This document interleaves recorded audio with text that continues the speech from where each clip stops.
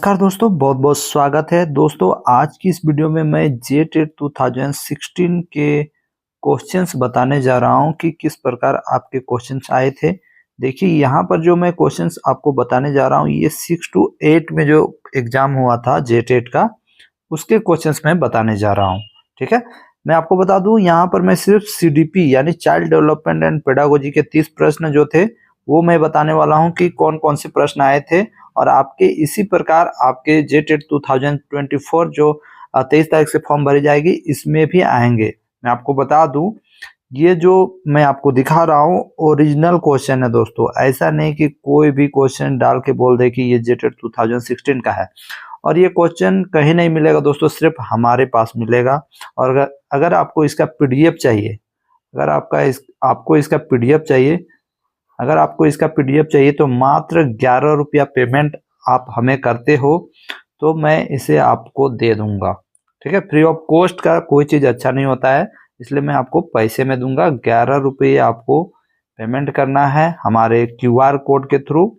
आपको मैं जो नंबर दे रहा हूँ, मेरा जो व्हाट्सएप नंबर है उसमें आपको मैसेज करना है 7479837309। और यहाँ पर मैं एक क्यूआर कोड दूंगा जो यहाँ पर दिख भी रहा है। इस क्यूआर कोड को स्कैन करने के बाद आप पेमेंट करेंगे, मैं इसका पीडीएफ आपको दे दूंगा। मैं बता दूं इसमें आपके सारे क्वेश्चंस है, मतलब पूरा क्वेश्चन ही है इसमें, क्षेत्रीय लैंग्वेज से लेकर हिंदी, इंग्लिश, पेडागोजी, सारा प्रश्न इसमें है। तो सिर्फ पेडागोजी के प्रश्न मैं आपको दिखाने जा रहा हूँ। देखिए यहाँ पर जो एग्जाम हुआ था उसका प्रारूप भी दिया हुआ है। देखिए भाषा 1 था आपका हिंदी और इंग्लिश, इसमें जो आप रख सकते थे 2 आपको रखना था। फिर बाल विकास एवं शिक्षण पद्धति, गणित एवं विज्ञान एवं सामाजिक अध्ययन, ये सब था। देखिए सारा चीज यहाँ बटा हुआ है, कितना कितना मार्क्स का था। तो कुल मार्क्स का दोस्तों जो एग्जाम हुआ था 150 मार्क्स का हुआ था। ठीक है, इससे पहले भी जो एग्जाम हुआ था टोटल 150 मार्क्स का हुआ था। देख सकते हो यहाँ क्षेत्रीय लैंग्वेज का भी पेपर 2 का भी क्वेश्चन यहाँ पर है। तो आप जब आप हमारा पीडीएफ लेते हो तो आपको क्षेत्रीय लैंग्वेज का भी क्वेश्चन यहाँ पर मिल जाएगा। तो चलिए मैं आपको पेडागोजी के क्वेश्चन दिखाता हूँ। तो देखिए दोस्तों ये जो सेक्शन 2 था जिसमें आपका चाइल्ड डेवलपमेंट पेडागोजी बाल विकास एवं शिक्षण पद्धति के 30 प्रश्न थे। तो देखिए क्या क्या प्रश्न थे। शिक्षा के स्तर में ह्रास का कारण क्या है, ये 30वां प्रश्न था। स्वांगीकरण का दूसरा नाम क्या है, यहाँ पर 4 ऑप्शन दिए हुए थे।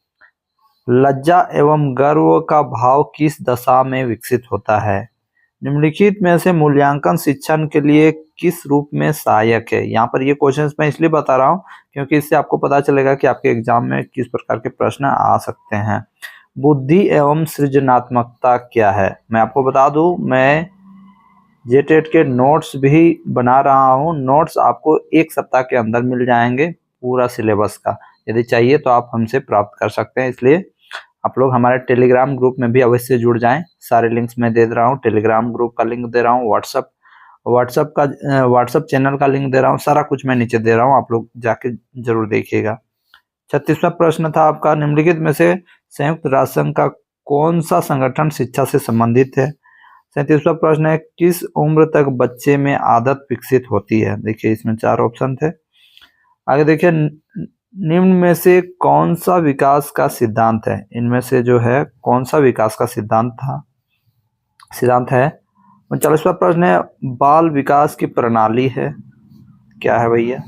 आगे देखिए 40वां प्रश्न, यौन पुरुष एवं स्त्री होने के जैविक गुणों का संदर्भित करता है जबकि लिंग संदर्भित करता है। लिंग क्या संदर्भित करता है, 4 ऑप्शन है। आगे देखिए हम किसी बच्चे को पिछड़ा कहते हैं, यदि हम किसी बच्चे को पिछड़ा क्यों कहते हैं, तो अल्फा डुबिने का जो सिद्धांत था उसमें ये है दोस्तों, तो उसको आप लोग पढ़िएगा तो आपको पता चलेगा। आगे देखिए उचित प्रेरक परिवेश स्थितियों के लिए निम्नलिखित में से कौन सा आवश्यक है। 43वां प्रश्न, बच्चे का विकास निम्न में से किसका परिणाम है। ये प्रश्न आपके एग्जाम में आए थे दोस्तों। कक्षा कक्ष में छात्रों की इच्छा को प्रभावित करने वाले बाह्य कारक कौन है, यहाँ पर पूछा गया है। आगे देखिए 45वां प्रश्न, शिक्षण समझ के क्रियाकलापों को स्तर बनाए रखने के लिए महत्वपूर्ण विषय है। कौन है आपको बताना है। 46वां प्रश्न है, कमजोर छात्र को प्रेरित करने के लिए शिक्षक को करना चाहिए, क्या करना चाहिए? क्या करना चाहिए ये तो आप लोग सभी जानते हैं, ऑप्शन नंबर ए होगा। अच्छे काम के लिए प्रशंसा करना और उत्तम काम करने के लिए उन्हें कहना। आगे देखिए, डिस्लेक्सिया संबंधित है मुख्यतया। डिस्लेक्सिया जो है ये किस प्रकार का रोग है? ये आप लोग सी-टेट का जब एग्जाम लिखे होंगे उस टाइम भी आप लोग पढ़े होंगे। ये एक पढ़ने संबंधी मतलब पढ़ने संबंधी कठिनाई से संबंधित रोग है, जिसमें ये जो बच्चा होता है वो अक्षरों में विभेद नहीं कर पाता है। ठीक है, जैसे बी को ही डी समझता है या डी को ही बी समझता है, दोनों में अंतर नहीं स्पष्ट कर पाता है। 21 को 12 समझता है, 12 को 21 समझता है। तो ये इस प्रकार के प्रश्न आपके एग्जाम में आएंगे। आगे देखिए, 48वां प्रश्न, छात्रों के व्यक्तिगत अंतरों को सुलझाने के लिए विद्यालय किस प्रकार की सहायता मुहैया करा सकता है? किस प्रकार की सहायता मुहैया कर सकता है, ये प्रश्न था दोस्तों। आगे देखिए, शिक्षण अधिगम विधि में व्यक्तिगत ध्यान महत्वपूर्ण है क्योंकि, देख लीजिएगा क्योंकि। आगे देखिए, सृजनशीलता छात्र का गुण होता है। सृजनशील छात्र का गुण क्या होता है? तो आप लोग देखिए यहाँ पर 4 ऑप्शन है। मानसिक संघर्ष का एक महत्वपूर्ण कारण है, क्या कारण है देख लीजिएगा।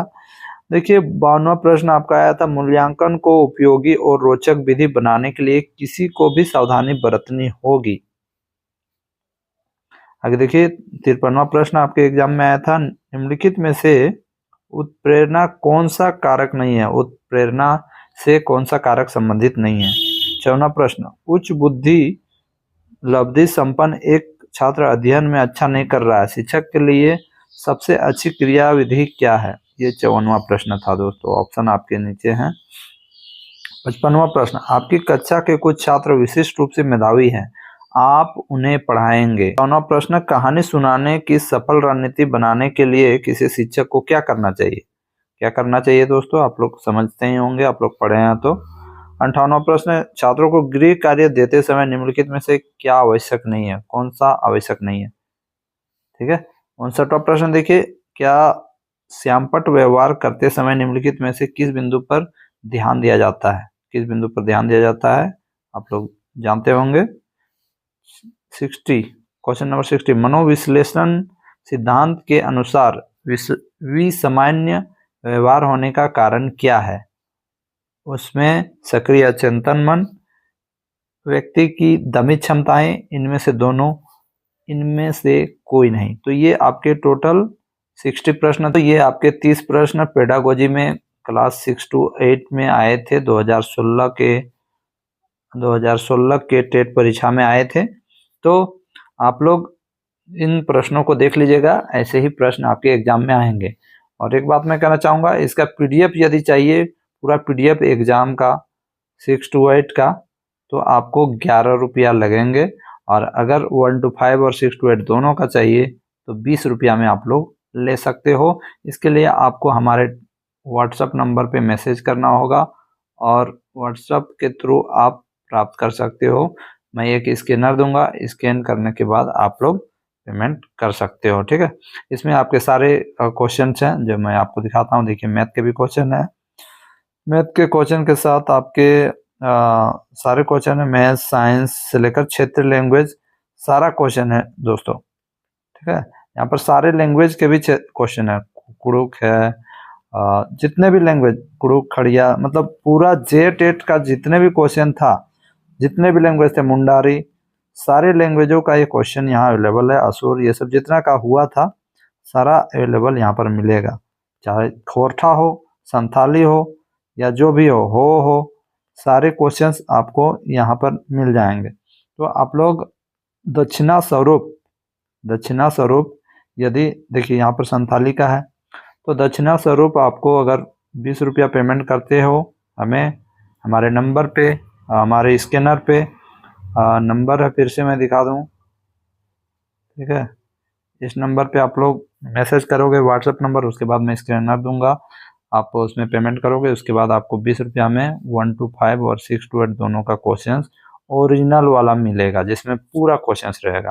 तो आप लोग चाहते हो तो तुरंत हमें व्हाट्सअप करें, मैं आप सभी को दे दूंगा। और तैयारी शुरू कर दो, नोट्स भी बहुत जल्द आप लोगों को मिल जाएगा, बहुत ही कम पैसे में, और भी जबरदस्त नोट्स मिलेगा। धन्यवाद फ्रेंड्स।